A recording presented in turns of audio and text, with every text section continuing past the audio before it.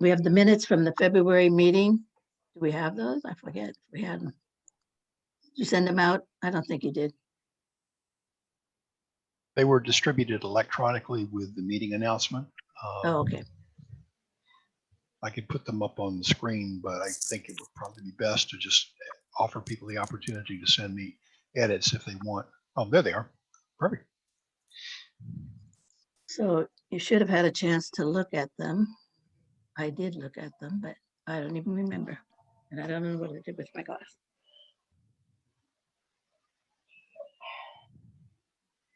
Are there any additions or corrections to the minutes that anybody can see?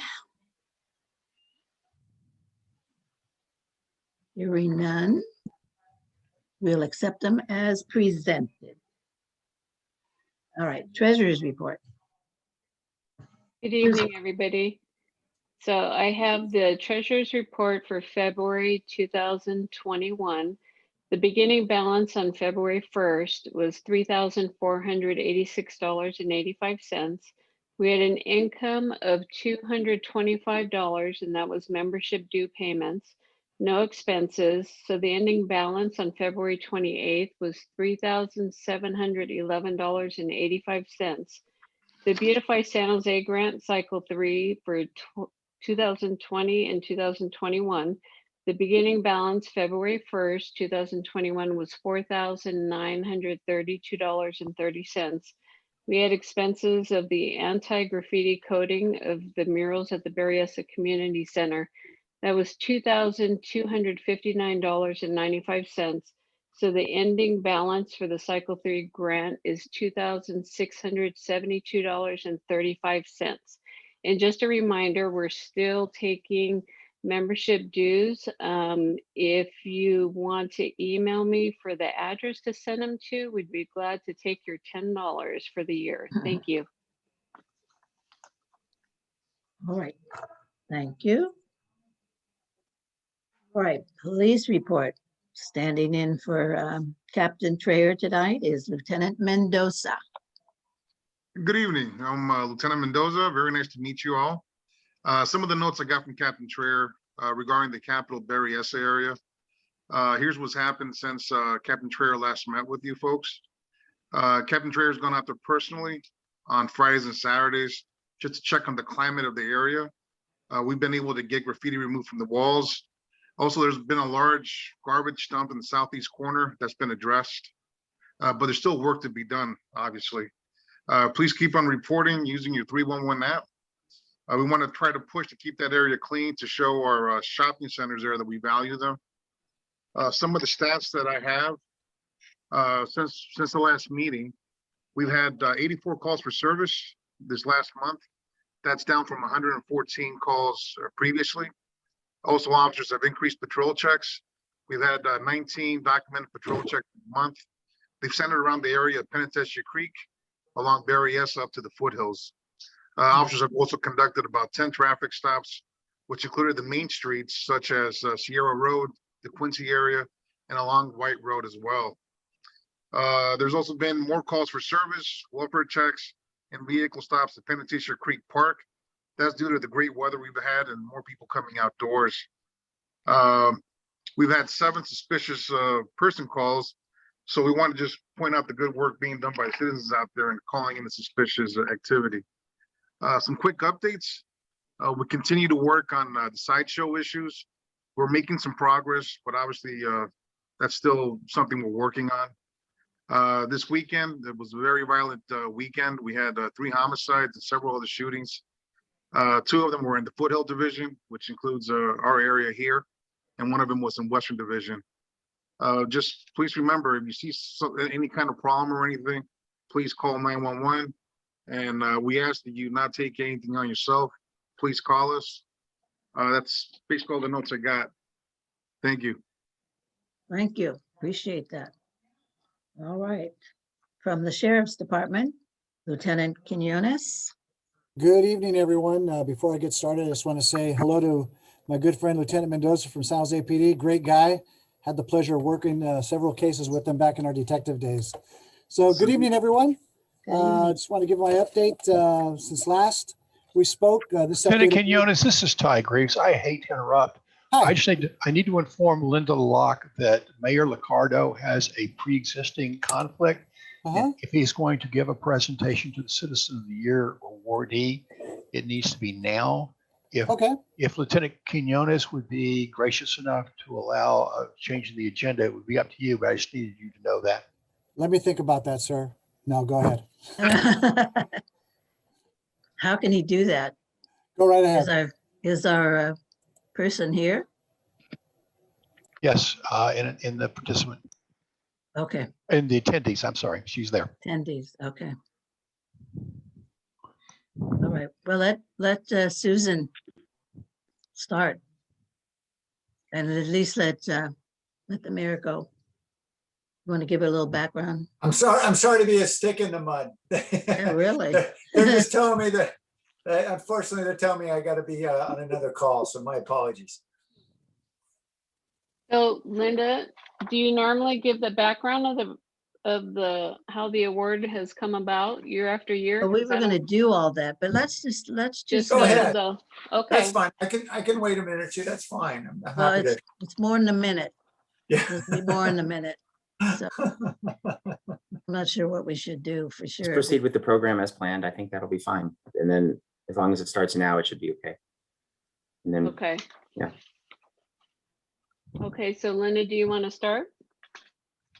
Well, we were going to talk about our past, and I think, Eric, you have the list of our past Citizens of the Year. We've been doing this since 1992, and we usually select people that have gone a little bit above and beyond what they were starting out to do, whether they were elected or just were doing volunteer work.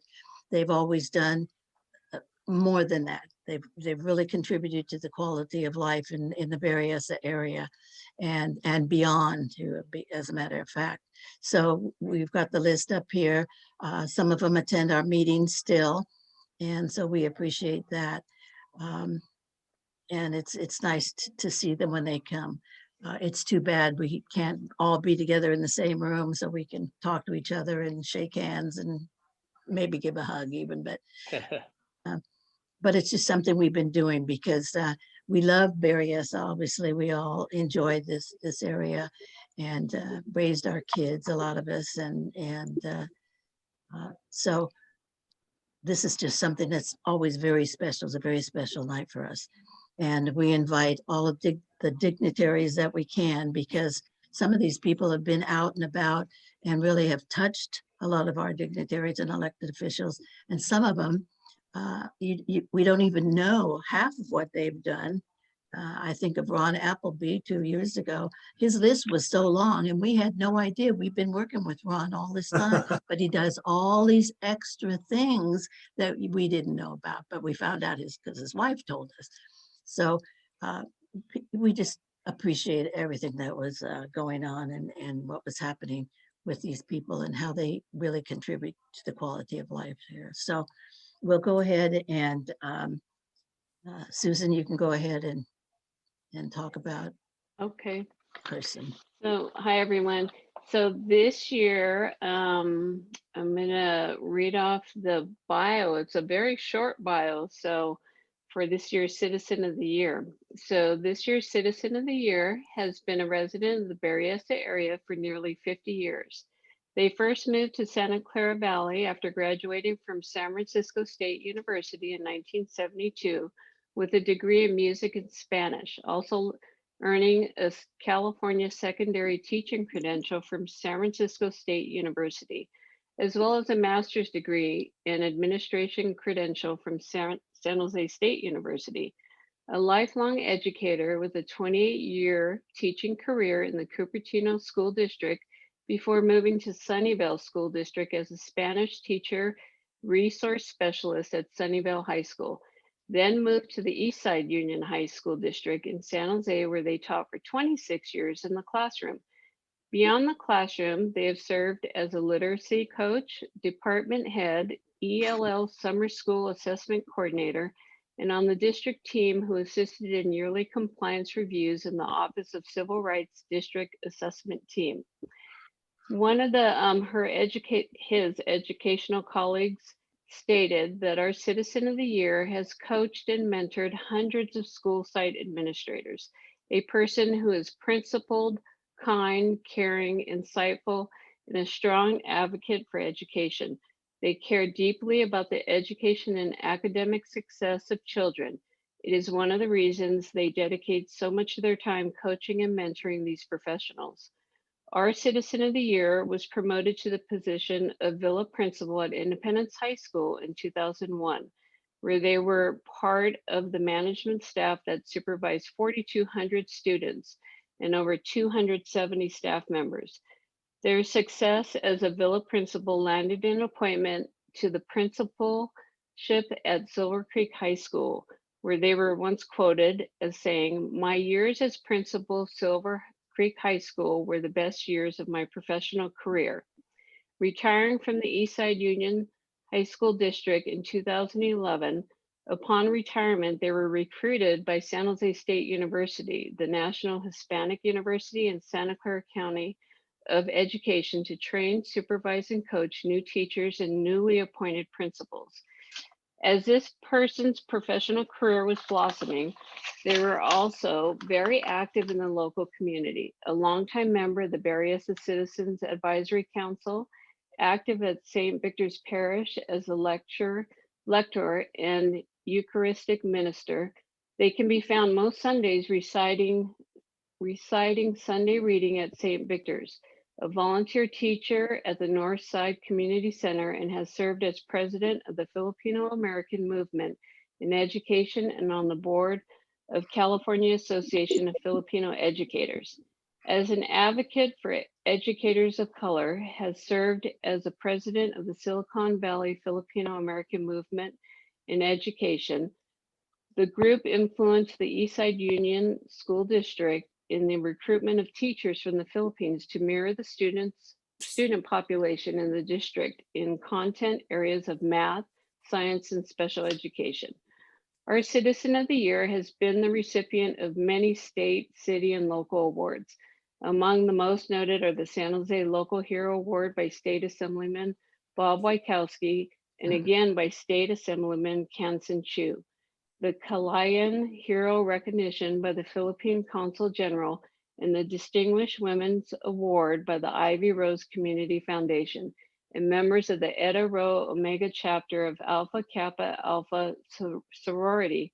In 2007, was recognized by the Filipino Women's Network as one of the 100 most influential women in the United States. This association has afforded them a role model and influencer on the national and international level, and as a guest speaker at several of their international events, along with being published in 2 of their books, Disrupt and Disrupt 2.0. In 2012, they were appointed to the Board of Trustees to complete the remaining 2 years of a term that had been vacated. Since then, they have been reelected twice to the Berryessa Union Board of Trustees and is a current board president. Our Citizen of the Year has worn many hats, but the one she covets the most is that of wife to her husband, Danny, and mother to her son and daughter, and grandmother to her 4 grandchildren. It is with great pride and distinction that we honor and celebrate this local hero as Berryessa Community Citizens of the Year, which is Miss Thelma Boac. Yay, where are you, Thelma? Thelma? Are you there?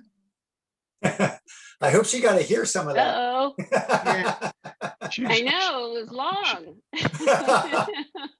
Thelma has been on. We just need to elevate her to a participant. Oh, there status. she is. There she I see is. her. There she- She Hey, made it. Thelma. Hi, Thelma. We can't hear you. You're all zoomed out. Okay, let me try. Yeah, we got you now. And we got you. Me now? Yeah, we Yep. got you. You got it. Thank you. I am lost for words. This is quite a surprise, really. I'm not so sure I deserve the award, to tell you the truth, but I'm humbled by the honor. Thank you very much. I really my passion has always been education. I've dedicated my entire life to education, and whatever I can contribute to providing the best education for our community's children and for wherever else, I will continue to do so. Because Yeah, that, I'm gonna stop you now because we have a lot of people that want to say some more. We'll give you a chance at the end again. Okay. And the mayor is here. Our distinguished mayor, Ricardo, is here, and he has to go, so he's gonna go first. Well, thank you. Thank you, Linda. I appreciate it. And please forgive me for interrupting the flow. Thelma, I just want to say a few wonderful things about you, and then you can offer a rebuttal afterward. Thelma, your name has been synonymous with education in our valley. And, you know, whether it was the 26 years you spent with Eastside Union High School District, or the 2 years before that as an educator, or the decade you spent as a principal at Silver Creek and Independence, or the many years you've now spent as president of the board, in all the ways you've been a mentor and a guidance, all the ways you have been an educator for our young people, you have had an incredible impact on thousands of young people in our city. And for that, we owe you an enormous debt of gratitude. You certainly deserve a vacation as well, because somehow one thing you have utterly failed at apparently is retirement. you're right. So I wanted to say thank you for your failure and for your willingness to continue to serve our community in so many ways. I believe that there's a commendation that is in the hands of Ty Greaves. Is that right, Ty? You got that? So Yes, I do. I have the certificates that I will be presenting to Thelma at a later time. fantastic. Thank you, Ty. I appreciate that. So through mental telepathy, I'm transmitting this commendation on behalf of all the members of the city council. And I believe Councilmember Dave Cohen is on right now. So I know Yes. he'll say much more eloquent words than I will. But I appreciate you allowing me to butt in just to say thank you, Thelma, for your incredible leadership and your incredible service as an educator for so many years in our community. Thank you, Mayor Ricardo. I truly appreciate everything you've said. And again, I'm honored and humbled. Thank you. Thank you. Very nice plaque, Mayor. It looks real nice. We have it shown on the screen here, so very nice. Appreciate Thank it.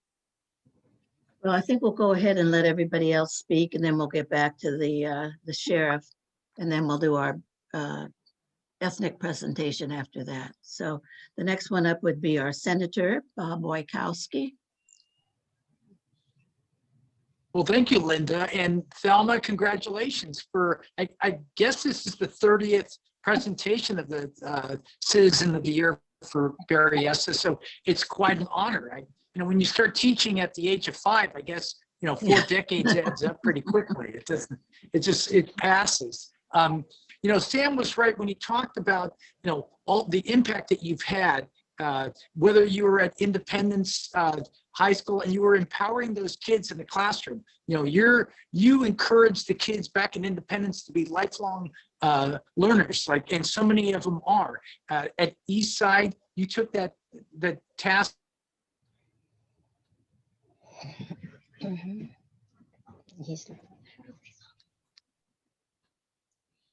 Oh, wait, he's muted. Senator, you're on mute again. I don't know how that, I have no idea.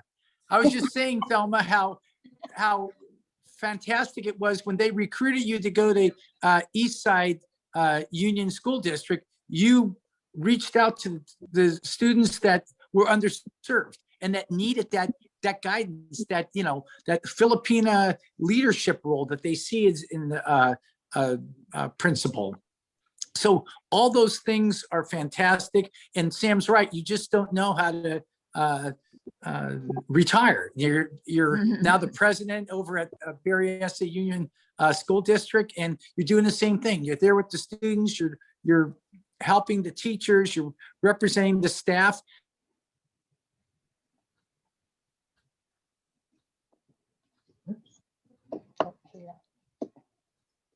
Where'd he go? Something. Thank you. I'm still here. I'm still here. Yeah. I'll get through this quick, though. I'm breaking up, but I wanted to say that I know you've always been a leader in technology for students to get technology. So I know that you're looking at that rescue plan that the Congress is ready to send to Joe Biden that's got 7 million for internet connection. So that's great. So you're were the first Philippines I remember back 10 years ago. I'm so happy to call you my friend. So glad to be here. I think I have a little certificate here that they have a copy of also, but thank you again for your years of service and keep up the good work. Thank you, Senator Wachowski. I truly, truly appreciate that. Thank you so much. Okay, very nice. We got to see the certificate. Tim held it up. So thank you. Looks good. Assembly member Alex Lee Anurag Powell will be representing. So Hi you're there, up. this is Anurag There Paul you with the go. Assembly Member Good. Alex Lee. Congratulations to Thelma on being the BCAC Person of the Year.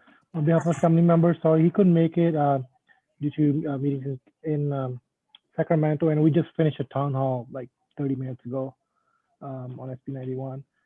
So on behalf of him and I just wanted to give presenting congratulations, and I think I dropped off the award at Ty's place. I don't know if he has it or not, but he will be presenting that to you hopefully very soon.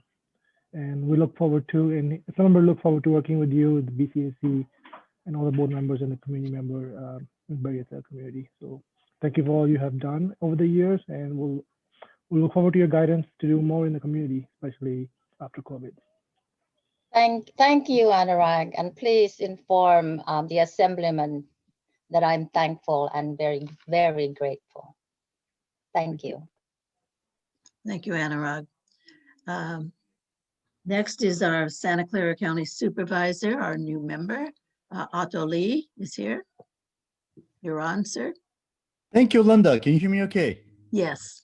Great. Good evening, everybody, and good evening to BCAC. Truly my honor and pleasure to be speaking with you as your new supervisor, representing Barrister, along with, of course, right from North Sunnyvale all the way to Evergreen, Alviso, and Milpitas as well. I cannot be happier. My first act with BCAC is to give an award to our great friend of Thelma Boak. I've known Thelma, gosh, for what, about 15 years, Thelma? I think we were teenagers back then, weren't we? Something like that. Yes. And there's so many great things that's been mentioned by Mayor Sam Liccardo and many people ahead of me. I just want to add a couple of things, one of which I actually didn't know until I have to research to put this commendation together, that you were actually all the way back in Cupertino Union School District, and then also Fremont Union High School District as a Spanish teacher teaching Espanol at the Sunnyvale High School. And actually, that was actually before I even went to Sunnyvale. So that's how long you've been involved. It's just amazing. Before then, you moved to the Eastside Union High School District and teaching Spanish, world history, and English second language, all that. And your involvement is not just about teaching. You're also a club advisor to many, many groups and clubs. The Filipino Mabuhay Club, Asian Student Union, Filipino Student Union. I didn't know this too. In 2007, you were recognized as 100 most influential Filipino women in the United States. That's really impressive. That's really impressive. And as you know, as I know, as you know, if I go to a 10:30 service at St. Victor's Parish on Sunday, who do I get to see, right? So, and you were there literally religiously every Sunday, and I get vouch for that by being there. But one last thing I do want to say is, in this case, besides this great woman, there is a great man as well. I just want to say I'll say the first gentleman of the BCAC Citizen of the Year, Dan, has been always by your side. He is amazing, and I wanted to give him a great shout out as well tonight. And truly, to say that the County of Santa Clara has this commendation, whereas the BCAC in an annual gathering honors individuals whose effort led to a better community and better San Jose, honoring Thelma Boak tonight at March 8, 2021, and so be it resolved that the entire Board of Supervisors of County of Santa Clara hereby recognize and commend Thelma Boak for her tremendous dedication and service to improving the quality of education for students in Santa Clara County. And of course, this is passed and adopted unanimously by the Board of Supervisors. I'm going to try to hold this up and see if you could see this. Voila. Here we go. And now There we'll it get that is. delivered to you, Thelma. Okay? Very nice. Thank you. Thank you, Otto. Thank you. Congratulations, so much. always. Big virtual hug. Yeah. Very nice. Thank you Thank so you. much. Thank you, Otto. Mhm. Next up is our new city councilman, David Cohen. Hi, Thelma, and hello, Hi. everybody. I'm honored to be able to present you with the chair and presenting you the plaque from the city tonight, along with the mayor, honoring your Citizen of the Year award. It's definitely, you're definitely worthy of this. I will say, I don't know that there's anybody in Berryessa that knows more people than you. When you visit people around this district, mention your name, people know who you are. I remember walking in neighborhoods, knocking on doors, people would see your name and say, she was my teacher, or she was my principal, and she left a lasting, you know, I remember her, and she really left a lasting mark on my life. So many people had that to say as I met people around the community. You really did have an impact on, as was said before, thousands of young people who remember that and have you as a role model. And so, and your dedication to education has been incredible. You know, you retired, but as Sam pointed out, you didn't do very well at retiring. You immediately ran for the East Side High School board right after retiring because you wanted to keep giving to that district. And probably, I imagine it was one of the only times that you weren't successful at something you tried, but you didn't win that election, which was our gain here in Berryessa, because then we came to you and said, hey, you want to serve education, try serving the younger kids here in Berryessa. And it's been an amazing pleasure to serve by your side for, I guess it's been almost 8 years now. It was about 8 years that we served together. And I learned a lot from serving with you, and your dedication to students and families is unparalleled. So I just want to thank you, congratulate you, and on behalf of the rest of my colleagues on the San Jose City Council, give you our best regards and present the plaque that you saw earlier tonight. So congratulations, Thelma. Thank you. Thank you so much, David. Thank you. You know, Susan, the mayor threw me off because I was going to let you do all this introductions. Oh, you're doing a great job. I thought, oh my gosh, like I just took over. Do you want to continue on? Oh, sure. So next we have Richard Sanchez with the Santa Clara Valley Water District. Thank you, Susan, and good evening to everybody, and of course, President Locke. Thelma, can you hear me okay? I can. Thank you, Okay. Richard. It's an honor and a pleasure. And you know, I miss seeing you at the meetings because you always have a smile and you always say hi and you always make me feel real good seeing you at the meetings. But I believe I'm joined by Vice Chair Gary Kremen from the Water District. I don't know if he's out there, but meantime, I want you to see this. If they could focus on this plaque. They have Senator Wachowski there instead. So can you see this? I don't know. Hold it up. There you go. Can you see this? Yes, I can see it. I can see it. Thank you. Well, it's a beautiful plaque, and it's for all the board of directors, for your appreciation of your lifelong passion of education. You know, ignorance will kill you. Education will set you free, and you have proven that. And I know you're out there teaching water education every day, using water wisely. But again, I want to thank you for caring about District 4 and everybody. You have a great smile, a great person, and God bless you and be safe. And congratulations, well deserved. Thank you, Richard. Thank you so much. Thank you. You're welcome. My pleasure. Next we have Van Lee from the East Side Union High School District, the board president. Hi, everyone. My name is Van Lei, as board president of Eastside. And it's an honor for me today to join everyone to congratulate and commend Mr. Thelma Plaque for the Citizen of the Year from Berryessa Citizen Advisory Council Advocate. I have to say that first time when I visit Silver Creek High School as one of my duty as a board trustee, at Silver Creek, and I'm very impressed about Thelma Boac for her leadership and dedication. But then after a while, and I heard that she will be retired, and I said, "Well, wait a minute! I just know you for several years, and you're too young to retire." But I know that her dedication. Look back into her bio, and everyone comments that she has enough time in education, and so I congratulate her at that time. And after that, I found out that she ran for school board trustee as a Berryessa district, and I thought, yeah, thumbs up for Thelma. And she got elected with no hesitation. I don't know that she have to work that hard, but I think everybody really like her, so vote for her. And this is one of my feeder districts, so I'm really impressed and for her dedication, her commitment. And I agree with everyone that Thelma is just an amazing person that really dedicate her life to school, to student and the community. So I congratulate again, Thelma.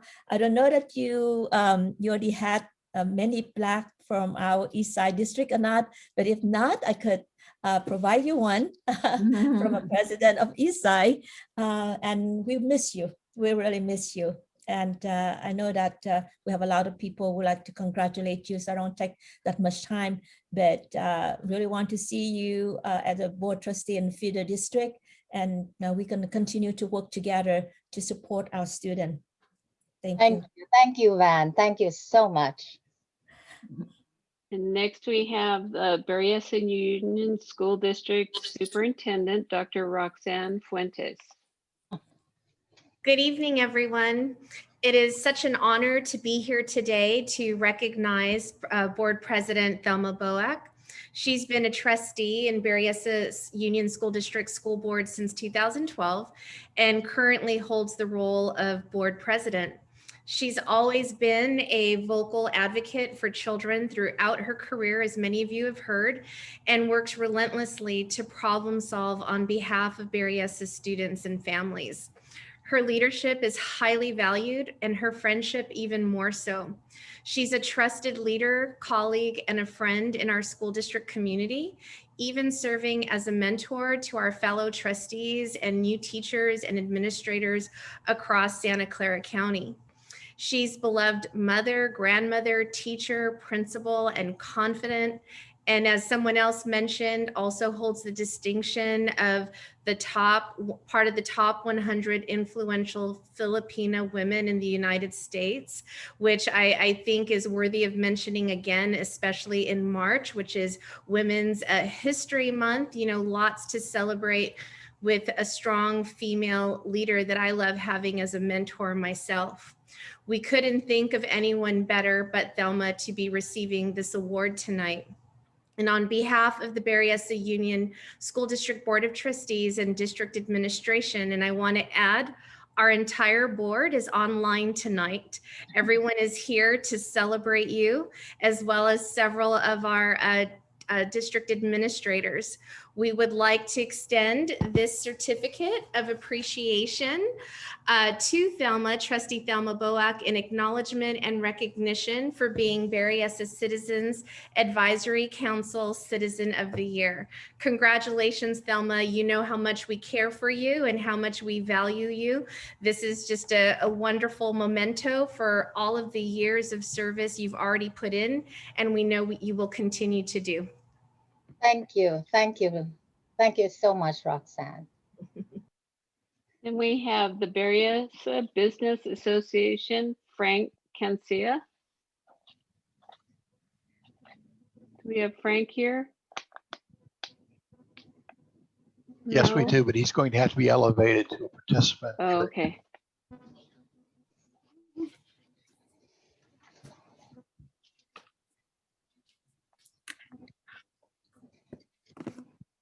Oh, there he is.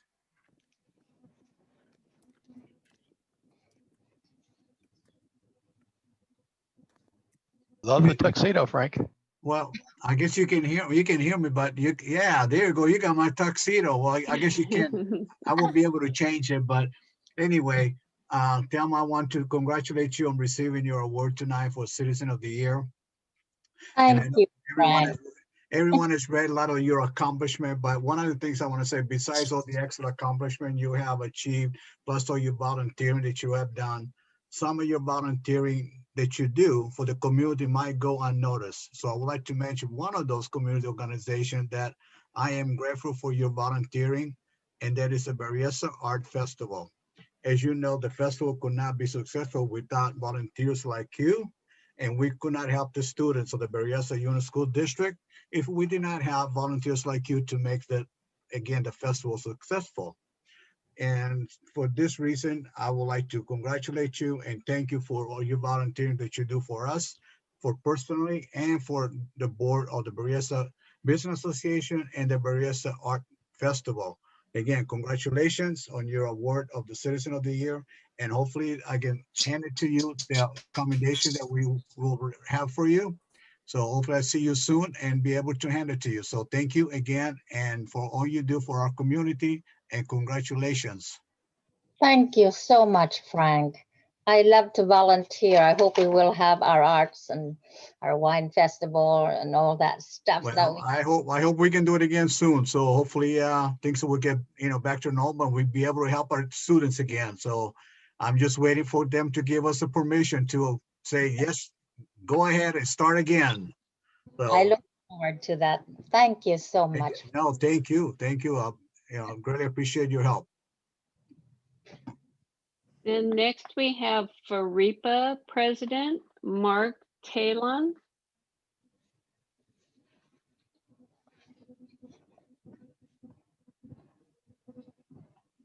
Where'd he go? Mark? I don't see him now. He was here. Mark, are you there? Where'd he go? He should be, because he told me I was logging in at 7 o'clock. Well, he was. We saw him. And we lost him. Mm. I don't know, something must have happened. Okay, so we can come back to him. So the last presenter is BCAC President Linda Locke. And here's the plaque, just so you see it now. And I am also a fellow graduate of San Francisco State, getting my teaching credential there too, a few years ahead of you. But we're so honored to have you. And I consider you a friend, and we haven't gone to lunch lately and solved all the problems of the world lately. So I look forward to doing that one of these days. But this is a tradition that is very near and dear to our hearts in BCAC, that we acknowledge the people that do things that most of us don't even know about, that promote how we like to see things happen in this community.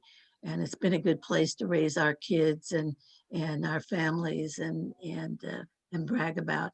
So we've done a lot of wonderful things with BCAC, but this is always a very special occasion. And I'm so sad we don't get to have a big party and celebrate, but we'll make that up as soon as we get back into the community center.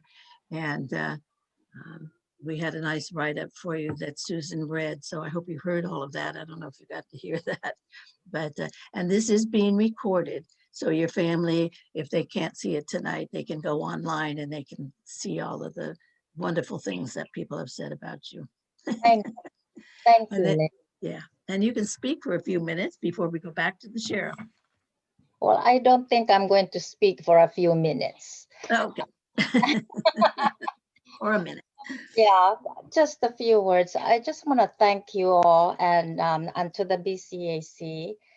It's been a wonderful experience for me since living here in the Berryessa area. As a matter of fact, I was newly married, a brand new teacher actually, when I moved to Berryessa, and I love it here. And I think when you love your community, you do everything you can to help to help and to improve it and to even enhance it and make it even better.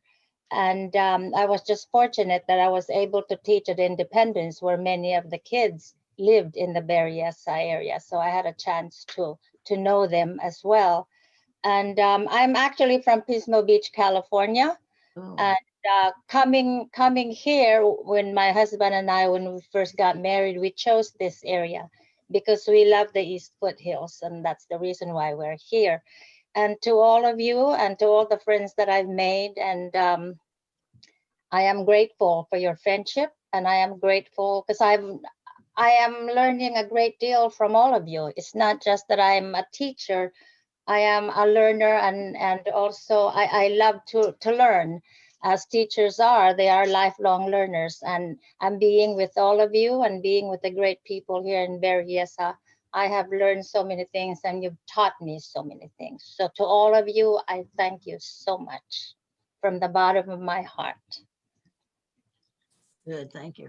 I see a note from Will Ector saying congratulations to you also. So that's great, Van Lee. And so we're very pleased that you were able to make it here tonight.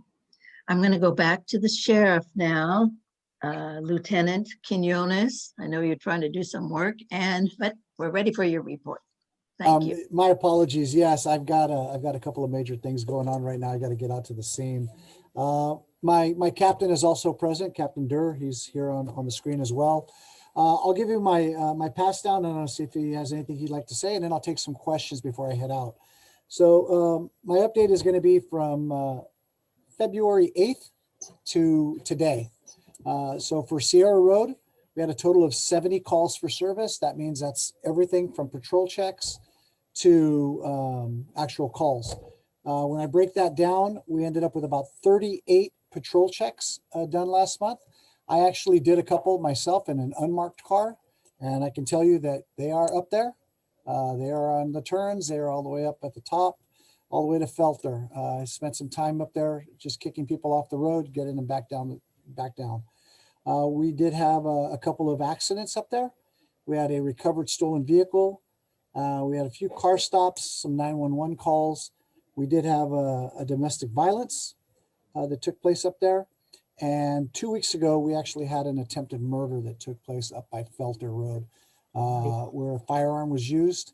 The victim was shot, but he did not receive any life-threatening injuries. It's all non-life-threatening. The case is with the detective division. I don't have very much on it. I can't speak about it because it's in the detective division right now. What I can tell you is that they are looking for 4 suspects, and the detectives are working right now on that case. That's pretty much what I have for this month. As you can see, our patrol checks have gone up tremendously, averaging over one a night for sure, sometimes twice. We try to do every team. We try to get them up there at least twice, depending on our calls for service down in the valley area. That's pretty much what we've been doing. We're working with San Jose. I know my captain has been meeting with their captain, and we're also meeting with CHP.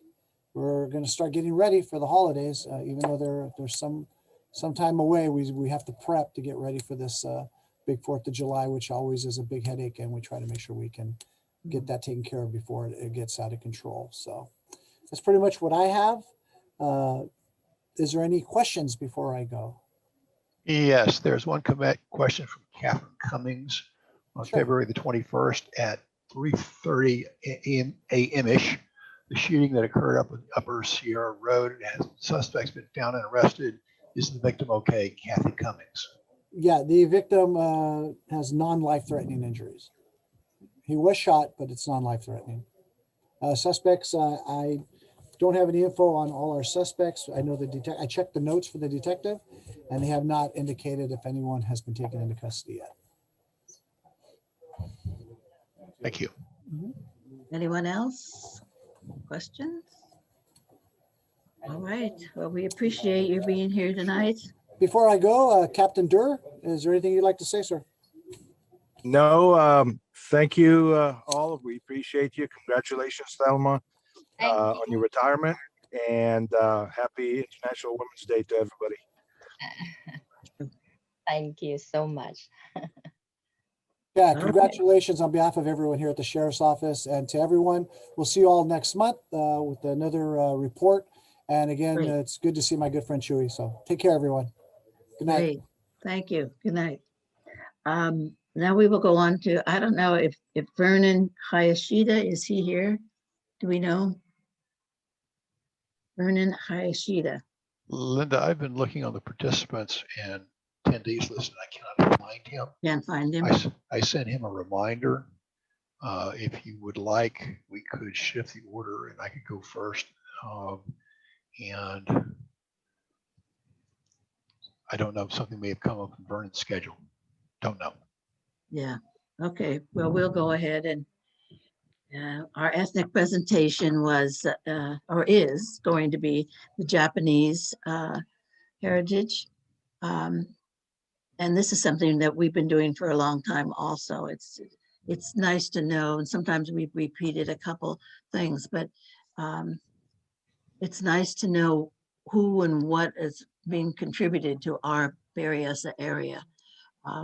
And, you know, in the city and everything else, but it's just nice to honor and get to know who our neighbors are and who the people are.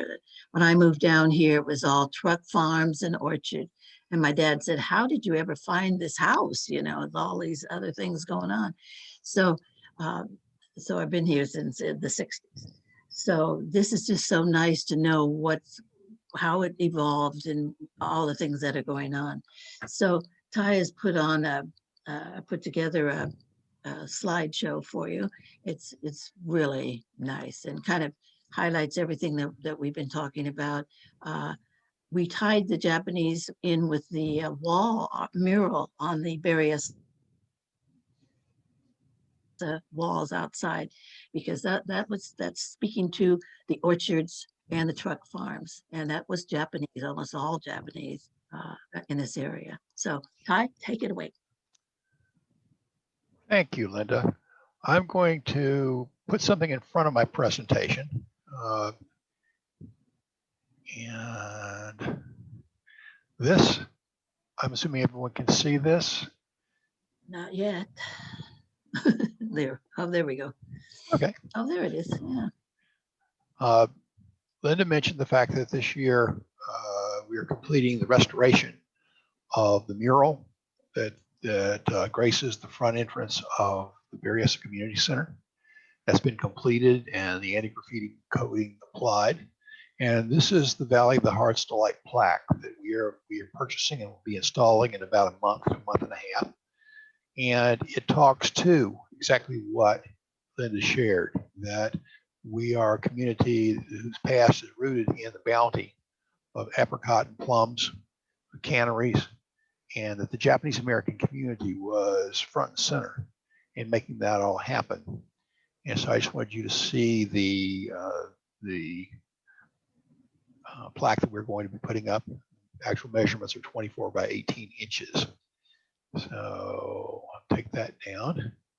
And then I'm going to share with you my presentation. I will preface my presentation material by acknowledging Vernon Hayashida. I don't know why he's not on the meeting tonight, but he stepped forward to give us an understanding of the experience of being Japanese American. And I can't speak to that, but what I can do is speak to my love of things Japanese that goes way back into my history.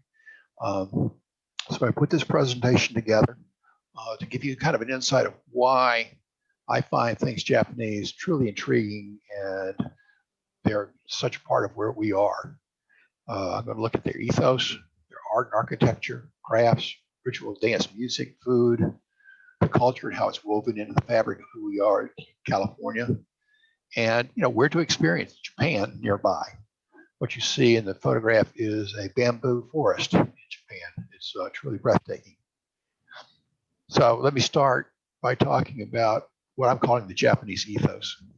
To me, being in Japan, I was struck by the grace and the gestures of the Buddhist monks as they walked to prayer.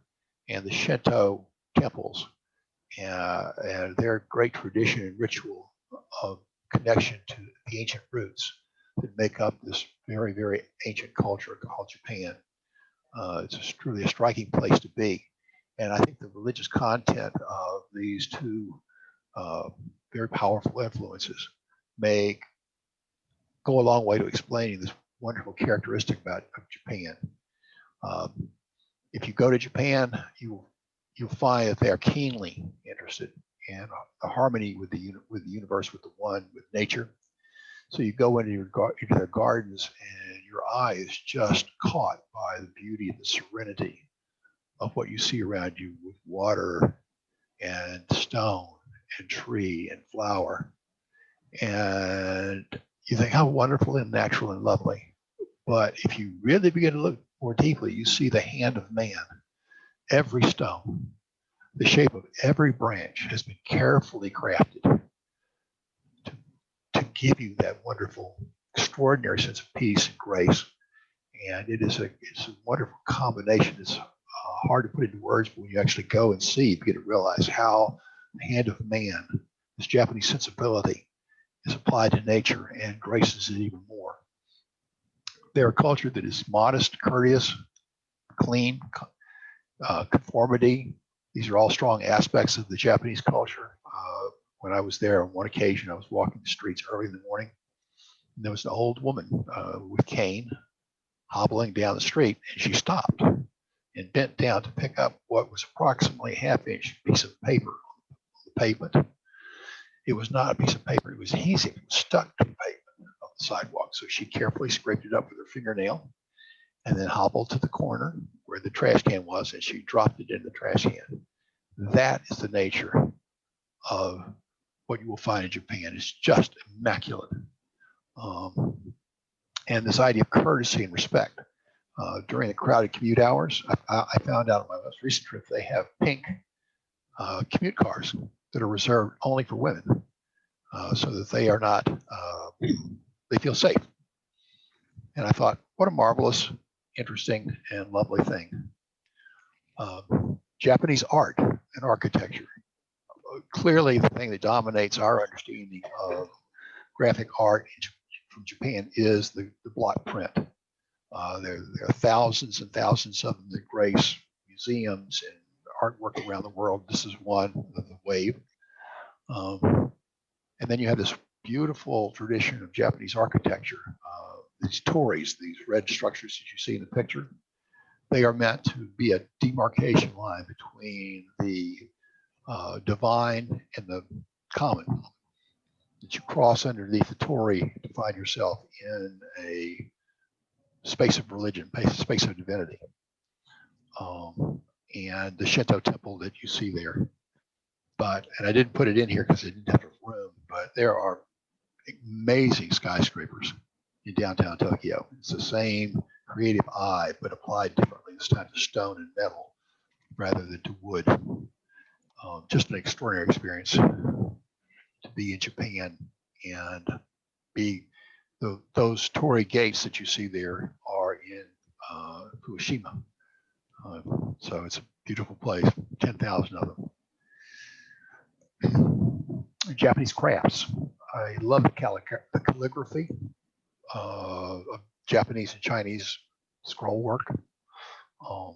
There's an elegance to it that is compelling to me in a way that our alphabet, while very simple and easy to deal with, doesn't. And here's your challenge to think about. We look up our words in the English dictionary by thinking about a letter sequence in the ABCD. How do you look up a word in a Japanese dictionary? Think about that. It's an interesting puzzle. Silk kimonos, their textiles are just breathtaking. The silks and the textures, the colors, the patterns that they weave are amazing. And kimonos, whether they're being worn or whether they're being hung, as you see here, as art, are just sit and contemplate their beauty, their artistry in fabric.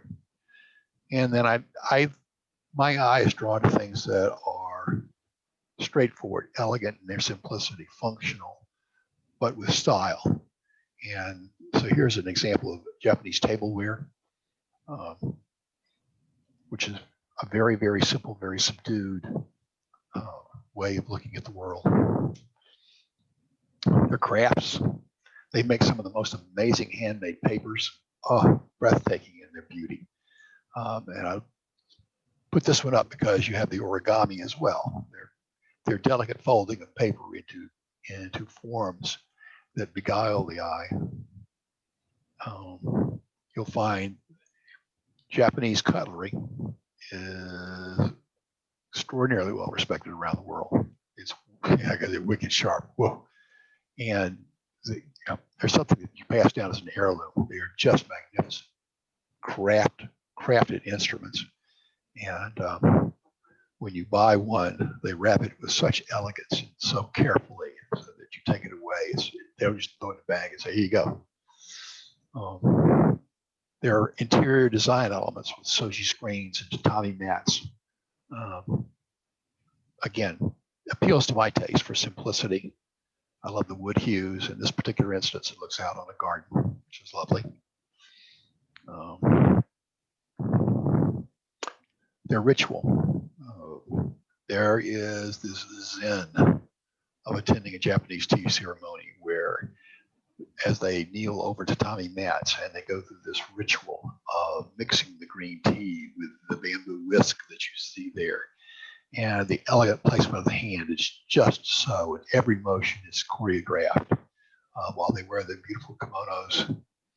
And the tea is lovely, and it's a great ceremony.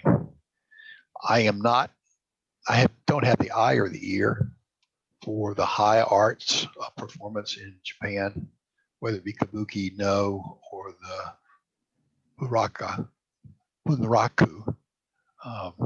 Bunraku were these small, 2-foot-high dolls that are manipulated by humans in an operatic form. But it is beautiful, it is stylized, it is high Japanese performance art. And if you go to Japan, you buy the cheap seats and stand in the very, very back and watch because they sit. And these kabuki performances go on for hours. And they serve food. And so the people are sitting there are eating food while they're watching kabuki, and they cheer from a particularly good line or a particularly good performance. It's an interesting experience. Japanese food. If you think about it, so much of our palate here on the West Coast, we have it available. You go into the Midwest, you're not going to be as likely to find the kinds of wonderful sushi and udon that characterizes the wonderful food that we get in this area. If you go to Japan, there are places like in Kyoto that are just covered arcade streets with everything you can imagine on a skewer.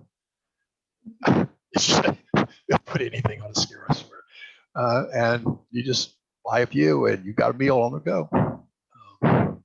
And when you go to Japan, you got to go. You just got to go to the 7-Elevens. They are. You're not on.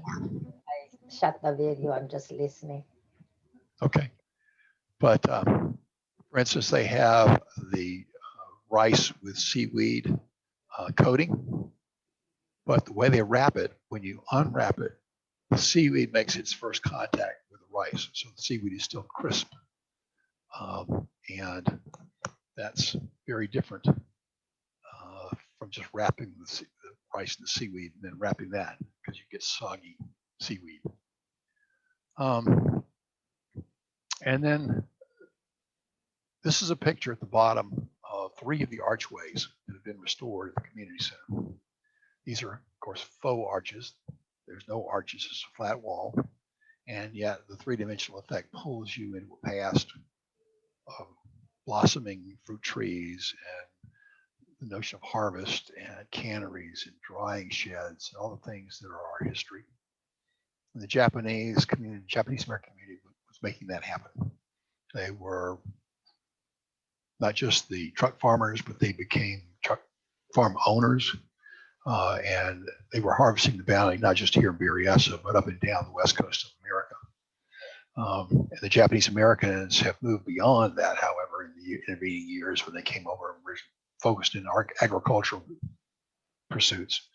By 1940, they were better educated than the average American. And by 1959, they were earning 99% of the average. And since then, they've gone well beyond that. Gives you a sense of how quickly the Japanese American community has integrated and contributed to our society. Population of Japanese Americans in the United States is approximately 770,000, and of which probably 2/3 of that population lives in Hawaii and California. So we are blessed by a concentration of them here. They are our neighbors, friends, coworkers, they're political leaders, dentists, doctors, lawyers. Every aspect of our culture is part of the Japanese American contribution and experience. And we at the BCAC are pleased to recognize and celebrate both the restoration of the Valley of the Hearts to Light mural, but also the window to the past of the Japanese American community that helped enrich us with it.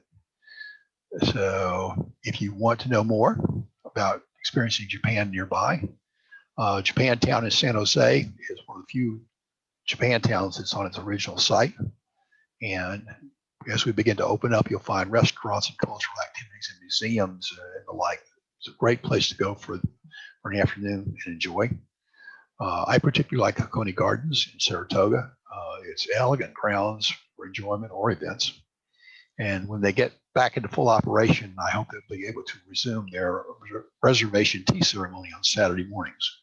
You get a reservation and then you go to their tea ceremony, and they will dress, if you're a woman, they will dress you in a kimono, and they will sit you down and they will train you on how to be a participant in a Japanese tea ceremony. And the ground rules are basically don't be first and don't be last.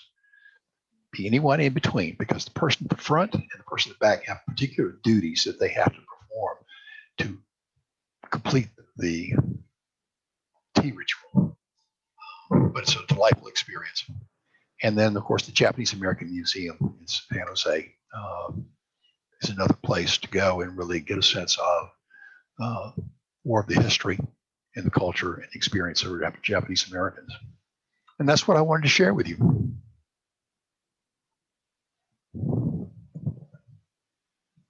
Usually we have food with this. Did you bring any food, Ty? Yeah, I ordered everybody, online sushi. Just reach into your screens. All right. Virtual Japanese feast. There we go. There we go. Yeah. I told you it'd be a good slide presentation. It's so wonderful to know there's things out there, and then we can actually go visit and participate and become part of it. So it's nice. I really appreciate all the work you did with that, Ty. It was You're welcome. Very nice. Very nice. Okay. I got a couple announcements here. I should check and see if Vernon Hayashida ever showed up. Okay, never mind then. Hey, Linda, may I say something? Where are you? Who said that? Oh, This is Otto? Otto. Yes. Hi. Yes, a great job, Ty. That was a great presentation about Japan. And I just wanted to mention one thing, which is, I always thought it's a small thing, but especially in light of COVID, it's a really big thing. And that is way before COVID happens, whenever I visit Japan, I always notice that, like on transit and walking around, a lot of people wear masks. And not because they have to, but they wear it because they're getting a sniff. It's a tradition whereby when they feel like they're having a cold or a flu, they wear a mask. To me, it's a very considerate thing for people to do, because they're trying to not spread whatever they have with you. And I think this fast forward to where we are now, of course, we all have expected to wear masks.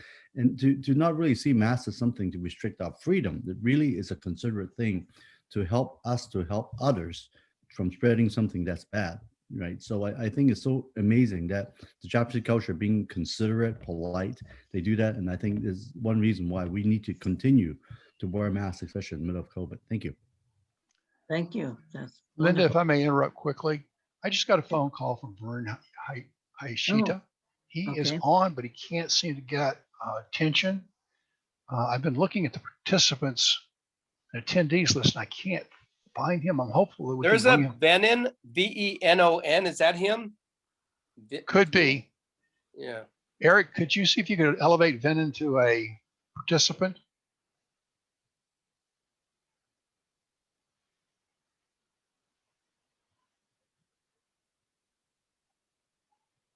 Oh, here's a Vernon. Can you hear me? Yeah, there's a Vernon. Where'd I go? Where'd he Can you go? hear me? Yes. Yes, Yes. Oh, okay. But you can't see me, right? that's correct. Huh, I don't know why. I can't see, I couldn't get the, I misspelled my name. Maybe that's why. I do it all the time. Well, I'm Vernon Hayashida. You can hear me. Yes. Yes. Okay. If you want to start, you can put on the, what is it called? PowerPoint presentation, and I could start. You have it, Eric? I think I have it in my files.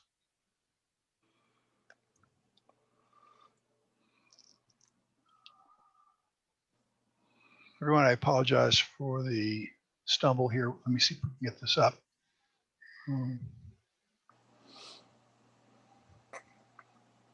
Uh-oh.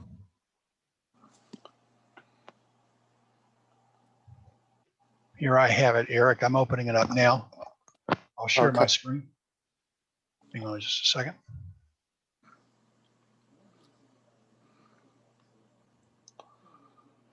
Bingo. All right. All right, so I'm going to share my screen. Thank you. Go. Okay, here go. Yep, that's it. There we go. You're Okay, on. now. Go ahead. One of the big issues with the United States is discrimination's been happening all the time. Prior to the Revolutionary War till the 1960s, my lifetime, and even later, a bar restaurant opens up in Boston, the heart of American democracy, Philadelphia, the city of brotherly love. And it says, grand opening, cheap drinks, free food, NIWH. What's NIWH? No Irish wanted here. That's been happening and it still is going on. Joseph Kennedy, the father of John Kennedy, the president, Robert Kennedy, attorney general, and Edward Kennedy, senator, moved his family because of Irish discrimination. That was something I just learned when I saw the documentary on Bobby Kennedy. Baptist minister in 1960 told his parishioners, you can't vote for the Catholic. Nixon and Kennedy were vying for presidency. His lay leaders told the minister, you can't say that, we're a civil rights church. He says, this isn't a civil rights issue, this is a religious issue. Who was that minister? Martin Luther King Sr. And he said, I didn't think I was discriminating. And he says, it happens that fast. Okay, now I'll get into my presentation. 1869, Transcontinental Railroad was completed. The railroads laid off the Chinese laborers. And so what did they do? They opened up restaurants, laundries, farms, shops, and went to the gold fields. Because of that, they said there's too many Chinese in California. So there's no Chinatown in San Jose, because Chinatown was where the Fairmont Hotel is now. And what happened in 1887 was that there was a fire, and during that fire, the water tank just happened to be empty. So 1882, oh, I forgot, I skipped over. 1882, they had the Chinese Exclusion Act, which eliminated Chinese from coming into the United States. Because of that, they needed cheap labor, so the Japanese migrated into the United States. And Highlandville in Japantown is where the Chinese relocated. He was a German immigrant, and he said, hey, I got a community here. You could come in and live in my community. Because the Chinese were over there, the Japanese migrated to what is currently Chinatown, what is currently Japantown on 5th and Jackson. 1907, they decided there were too many Japanese in the United States, so they had a gentleman's agreement, which basically stopped the migration of Japanese to the United States. Because of that, there was only one generation that migrated to the United States. And therefore we have the Issei's, the generation that migrated to the United States, and the Nisei's, the Sansei's, and then the Yonsei's and others. The Japanese that we knew, the Japanese language especially, was the Japanese language of the 1900s. So here they would talk about things like going to the motion picture show in a horseless carriage, where now in Japan, they'll talk about movies and cars. And so when my father went to Japan, he spoke the Japanese of the 1900s, and he said, they don't speak Japanese in Japan anymore. They speak too much English, which was quite interesting. The big experience we had was World War II with the Executive Order 9066. That was used to incarcerate Japanese Americans, both citizens and non-citizens, in the Western United States in 10 concentration camps and numerous DOJ prison camps. The Japanese Americans served in the 100th Battalion, 442nd Regimental Combat Team, and the MIS, Military Intelligence Service. The 442nd 100 Battalion was the highest decorated unit for size and time in service in the history of the United States military. The MIS, Military Intelligence Service, translated Japanese to English and English to Japanese during World War II in the Pacific. They are credited with shortening the war by 2 years. And after the war, they were credited with keeping Japan from going communist. The MIS were declassified in 1973. And so you didn't hear much about them. They were with the Maros Marauders, they were in the Philippines, and throughout the United States. Pre-war and post-war Japanese Americans were 2% of the population, but they grew 60% of the produce on truck farms. During the war, the inmates created farms near the 10 camps on what was previously non-productive land. Many of those camps are still in production. Now, what was interesting was in Colorado was a fairly good productive farming area. It was outside of the area where the Japanese Americans were interred. And so there was a Japanese American farm outside of the camp, and he needed laborers. And so he went to the camp and asked them if he could use the inmates from the camps to work the farm. And of course they agreed. And so it was nice in that the laborers from the camps could go outside, work on farms like they wanted to, help a Japanese American farmer or stay in business. Okay, next slide.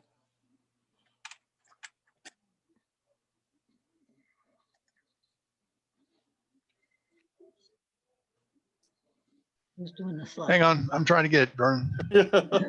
Okay. I want to stop share for a moment and hang on. I don't know why I can't get. That's okay. And I'm going to go back to share.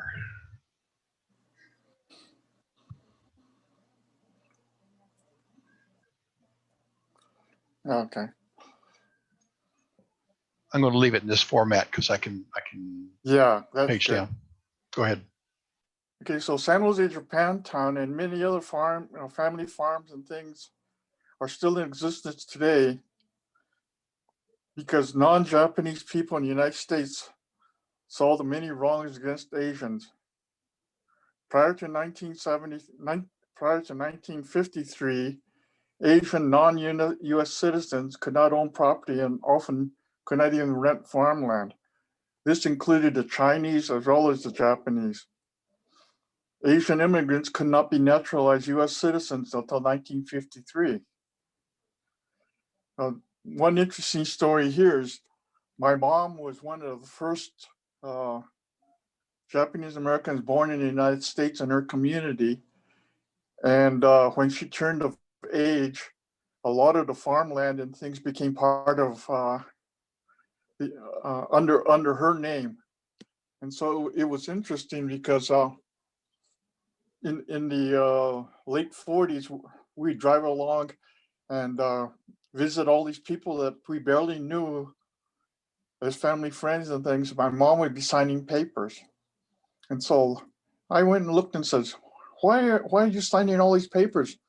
And she says, oh, well, I'm the legal owner of the land. And I looked at her and said, if we own all this land, how come we're not rich? My father said, get out of here, go play outside. You know, and I didn't know what was going on because I didn't think I did anything wrong. And a lot of family friends and a lot of lawyers got involved keeping the farms and the property in the oh darn, I just lost you guys.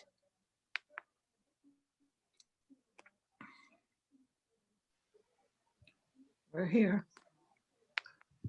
We still hear you, Vernon. Yeah, we can still hear you. Oop.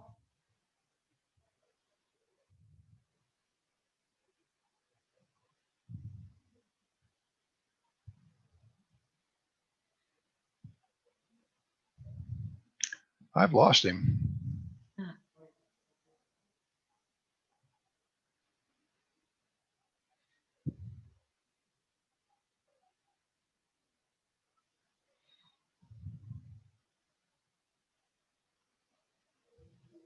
Oh, there.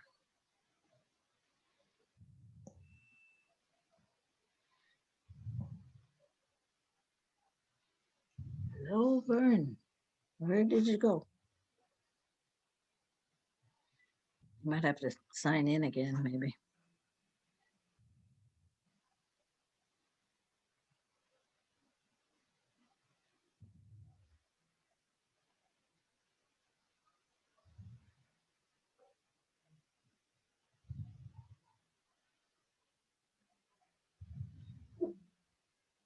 Well, while we're waiting, Thelma, if you can see this, it's the perpetual plaque that will be hanging in the community center in the lobby area someplace. But your name will be on it. It is on it, as a matter of fact. Oh, thank you. So it'll be hanging there hopefully tomorrow or the next day. Thank you very Head over much. there. Oh, thank you. Okay, maybe we can do some announcements here while we're waiting. I wonder if he'll come back on.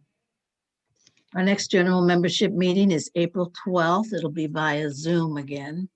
And the same with our board meeting. We have a board meeting next Monday night and it will be via Zoom. And Robin, are you still with us tonight? You have something to present. Yes, I have something. All right. Real quick from VTA, and I hope you can hear me good. Yes. Okay. I'm actually going to stay kind of with a theme here. VTA is planning a bikeway, bike superhighway, good bike connection between Berryessa and Japantown, or like the north part of Japantown and then further to Santa Clara. It's called the Central Bikeway. And I'll drop some information about it in the chat. There are some community meetings that are upcoming. And there's a website and a survey if you have thoughts about where that should exactly go. They're looking at three main options. One would go mostly trail, one would be more using roads. So I'll drop that in the chat for everybody to check out. And again, it's from basically the Penitencia Creek area, park area, through like Heading Street and the airport all the way to Santa Clara. Lawrence Expressway, a bike connection.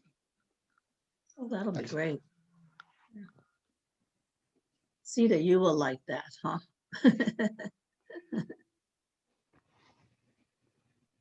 Okay, well, I guess. Can you Vernon guys hear can't- me?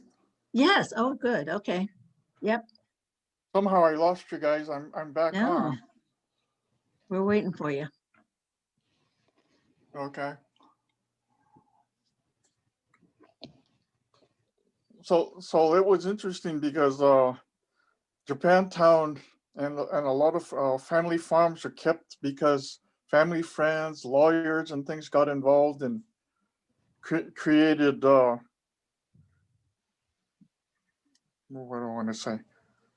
Created a way for families to keep the property and all this.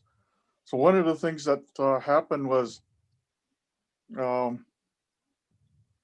lawyers created corporations, and the farmers and became tenants of the corporations, or became tenants on the farms and employees of the shops and things. Let's see here, let's go on from there. And that's one of the untold stories of the Japanese American experience, is that how family, friends, and others had kept the farms going and the lands going.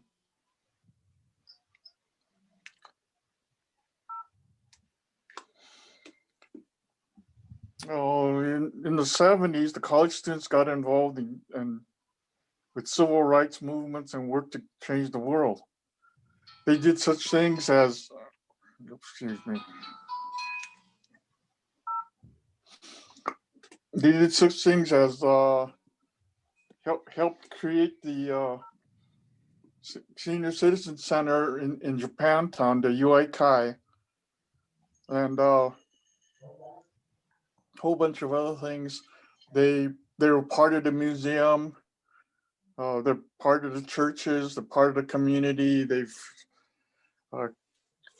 owned shops and things in Japantown. And one of the big contributions was San Jose Taiko. San Jose Taiko is American taiko and not traditional Japanese taiko. So what happened was some of the people took a look and says, well, this isn't taiko. And it took a long while before Japan came to the United States and took a look at San Jose Taiko and said, you guys are different, but you guys are taiko. And so that was quite interesting. One of the things that happened was the group from San Jose, they went up to an area by Shasta Lake and created an art community there. And what they did there was they made taiko drums out of wine barrels. And one of the taiko masters went up and took a look at what they did and said, you know, a taiko drum should be made out of a trunk of one tree, and to make it out of wine barrels was interesting. And when he tried the drums, he says, hey, these are pretty good. And because of that, now everybody has taiko drums, because you can make them out of wine barrels a lot cheaper than you can make them out of a single trunk of the tree.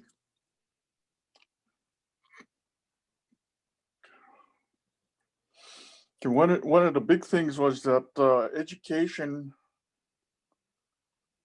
Let's see what I see. Education was a way to get ahead. During the 40s and 30s, 20s, 30s, 40s, the Japanese Americans could become doctors, doctors, dentists, optometrists, and merchants, but they couldn't become engineers and scientists and teachers. Francis Hayashi graduated from Stanford with a chemical engineering degree. He tried to get a job in industry and nobody would hire him. So he went back to school and became the minister of Wesley Methodist Church. And so that was quite interesting. Later on,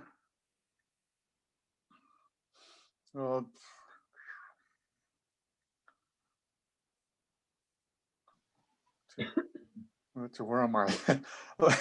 Later on, in the 60s and such, you could be hired. Excuse me. Do you need me to be on another slide, Vernon? No, I'm okay. I know where I am, but I just sort of rambled in the wrong direction. Later on in my generation, you could go to school and become engineers, scientists, and things like that. It was a funny story is that in 1970, I graduated and went to Palo Alto, went to Syntex Pharmaceuticals, which was the company that had the first birth control pill. And the week I was there, this man comes up to me and he says, "Hey, did you try to get an apartment down the road at this one apartment building?" I told him, "Yeah." He said, "Oh, well, what did they ask you?" I said, "Well, their rent was 3 times higher than the rent in any other place around that area." And he says, "Oh, that's what they're doing now." And I looked at him. He was a PhD chemist in charge of a laboratory. And I looked at him and said, "Why, what happened?" He says, "Well, they wouldn't rent to me." And I said, "Why not?" He says, "Well, I'm Jewish." And he says, "Oh, they weren't renting to Jews or anybody else like that." And I said, "Wait a minute, this is Palo Alto, 1970. And he says, "Yeah." And he says, "We had a class action suit against that apartment building." And he says, "Well, we won the class action suit, so I was trying to figure out what are they doing now?" And so what they did was charge higher rent if they didn't want the people to come in rent into the building. And he says, "I'm going to go back to the courts again. We're going to see if we can do something about that." And I sat there and says, "This is 1970, Palo Alto. You can't be doing things like that." And he says, "Yeah." He says, "You know, that apartment building is right next to a synagogue." He says, "Yeah." And I thought, holy mackerel, it's still going on. So that was one of the things that I found out that caught me by surprise. And so, well, Japantown, San Jose still is in existence. And there is a Japanese American museum there. And if you come to Japantown, there's food and the shops are open. There's still a lot of restrictions, but you can get some food and you can go to the shops. And once the lockdown ends, I'll give a walking tour of Japantown through the museum if you're interested. So that's about all I've got right now. Sorry for all the problems. That's okay. Thank you so much. We appreciate your insights and your presentation. Oh, one of the things Go ahead. One of the things I do want to say is that we are living the American dream. And we've been living the American dream from the 30s on up until the war curtailed us. And after the war, we're still living the American dream. And so that's one of the big things we do. And because of that, when we see discrimination, like there was a community along the California coast during the Iranian hostage crisis that wanted to inter the Iranians in their community and trade them for the hostages. And the Japanese American community was the first group that went and said, "No, you can't do that. They're American citizens, they're American, they belong in this country." And then again, during the Muslim ban, the same thing. It was the Japanese Americans that went first and said, "Hey, this is wrong." And went to the politicians to say, "This is something that you've got to realize is wrong." And so that's about all I've got now. Thank you. Okay, thanks again. There's a lot of good insights as to what's going on and a lot of good leadership, civil rights leadership through the Japanese. So we appreciate that. And it's nice to know that's how we learn. That's why we do this celebration every year. So I've finished my agenda. Does anybody else have something to say? Motion to adjourn. Okay. What? A Motion to adjourn. All right. Okay, I go along with that. we'll see you next Monday night for the board meeting at 7 o'clock via Zoom. All See you right, next month. folks. See ya. Good, Tim. Good to see you again Yes, too, finally. yes. Good to be back. Thank you. All right. Good night. Congrats, Thelma. Thanks. Thank you, Tim. Good night, everyone. Thank you Good so night. much. And to my board of trustees. They're all here. I'm so lucky to be working with them. Thank you, all of you. It's great. You got Kenson Chu back too, so that's nice. We have a great board. We have a great Ah. board. And I'm just so proud of them because they care so much about our community and our students. And they are strong advocates for everything that is to provide them with the best education possible for our students. So I am just so lucky to be working with wonderful trustees here in Berryessa, and to thank all of you. Right. Thank you. We'll get our photo in the summer when we're all get your vaccination. Get back. All right, everyone. Take care. Thanks. Good night. Take care. Good to see you all. Bye, everybody. Good night. Good night. What's here? I don't know.